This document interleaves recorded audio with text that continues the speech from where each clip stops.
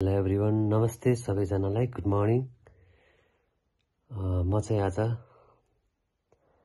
Travel सम्बन्धी video बनाउँदैछु। यदि हजुरहरू पनि काठमाडौँमा हुनुहुन्छ र पाथिभारा ताप्लेजुङ पाथिभारा माताको दर्शन गर्ने सोचमा हुनुहुन्छ र अन्यलमा हुनुहुन्छ, कसरी जाने, कहाँबाट जाने, कति लाग्छ भन्ने कुरा इच्छुक हुनुहुन्छ भने कृपया मेरो भिडियो अन्तिमसम्म हेर्नुहोला। तपाईलाई सबै जानकारी दिनेछु। अहिले चाहिँ म काठमाडौँबाट निस्किने तयारीमा छु। हामी चाहिँ ट्राभल्सबाट जाँदैछौँ। बाँकी कुरा भिडियो हेर्दै जानु होला। धन्यवाद। गाइस, अब सामान प्याकिङ गर्ने क्रममा छु।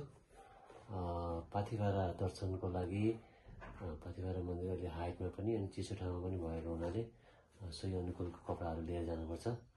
जुत्ताहरू पनि अलि बाटोमा फुटहरू भयो भने सकभर न्यानो हुन्छ, चिप्लिँदैन। त्यसको लागि फुट हामी कपुल टुर भएकाले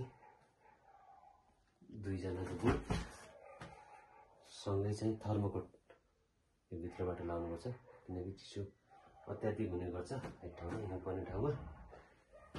त्यही हो, ट्राउजरहरू लग्यो भने चाहिँ हिँड्नको लागि एकदम सजिलो हुन्छ। 2 देखि 3 घन्टा माथि हाइटमा चढ्नुपर्ने भएकाले ट्राउजरहरूले बाक्लो हाल्यो भने हिँड्नको लागि एकदम सहज हुन्छ।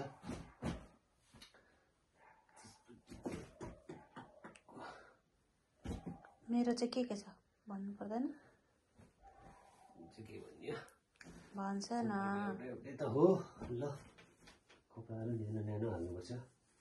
टक्क लगाएर तातो तातो कपडा हालेर जानुपर्छ।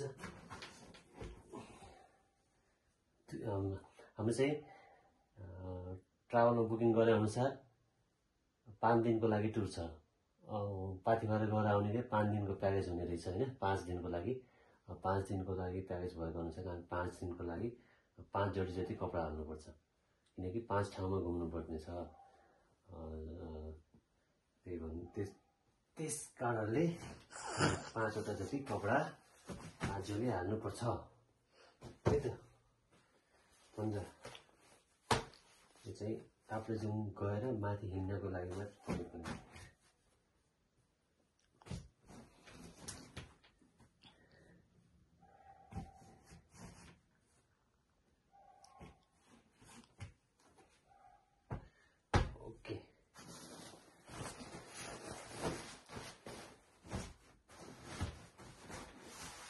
नमस्ते।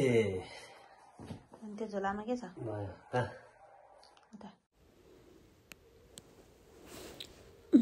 पाथिभारा दर्शन चाहिँ हाम्रो लागि नि फर्स्ट टाइम थियो। त्यो भएर त्यति नलेज थिएन कसरी जाने, अब कति दिन लाग्छ, अब कति पैसा लाग्छ, केही पनि थाहा थिएन हामीलाई पनि। अनि हामी चाहिँ ट्राभलमा बुझेर अब ट्राभलमा चाहिँ 5 दिन 7 दिन अब हेरी अब आफूलाई सहज हुने तरिकाले त्यसरी टुर लाग्दो रहेछ। अनि हामी चाहिँ 5 दिनको टुर बनाएर चाहिँ हामी चाहिँ अनि काठमाडौँदेखि बिहान 6 बजे चाहिँ निस्केका थियौँ। अनि जाडो महिना भएको भएर चाहिँ बिहान निस्किने टाइममा चाहिँ अलि अँध्यारो नै थियो। अनि हामी चाहिँ काठमाडौँबाट निस्केर भक्तपुर हुँदै भक्तपुर साँगा, त्यसपछि चाहिँ दुप्चेश्वर महादेवको दर्शन गऱ्यौँ। त्यसपछि अनि सिन्धुलीको बाटो हुँदै अनि झापा मोरङ भएर अनि बिर्ताभोरमा गएर चाहिँ त्यो दिन हामी बास बस्यौँ। अब मेन कुरा चाहिँ अब पाथिभारा दर्शन गर्न जाँदा चाहिँ अब चिसो ठाउँमा भएको कारणले चाहिँ अलि न्यानो लुगाहरू अनि त्यहाँ चाहिँ हिउँ पर्ने भएको कारणले गर्दा अलिकति सहज हुने जुत्ता, गोटीवाला जुत्ता, अनि मेन कुरा पन्जा, अनि न्यानो लुगाहरू, अनि चिसो लाग्ने मान्छे हुनुहुन्छ भने अलिकति थर्मसमा पानी। अझ मेन थिङ चाहिँ त्यहाँ चाहिँ त्यो के भन्छ, हिउँ परेपछि चाहिँ पुरै मोबाइलको फोनहरू पनि एकदम ब्याट्री चाहिँ टोटल्ली डाउन हुने रहेछ। त्यो भएको कारणले चाहिँ अब आफ्नो सकिन्छ भने एउटा चार्जर, मास्टर चार्जर या फिर अरू लाइटहरू अब बिहानै उठेर हिँड्नुपर्ने हुन्छ। त्यो भएको कारणले लाइटहरू यति सामानहरू चाहिँ बोकेर जानुपर्ने रहेछ। त्यो चाहिँ तपाईँहरू जाने बेलामा चाहिँ अनिवार्य रूपमा लगेर जानु होला। अब हामी त फर्स्ट टाइम भएर हाम्रो त्यति नलेज पनि भएन, हाम्रो सर्कलमा कोही त्यस्तो पहिला गएको मान्छेहरू पनि कोही हुनुहुन्थेन, त्यो कारणले चाहिँ हामीलाई चाहिँ अलिकति थाहा नभएको कारणले अलिकति गाह्रो भयो। तपाईँहरू चाहिँ जाँदै हुनुहुन्छ भने त्यसरी चाहिँ जानु होला। ल बाँकी चाहिँ भिडियोमा हेर्दै गर्नुहोस् है त।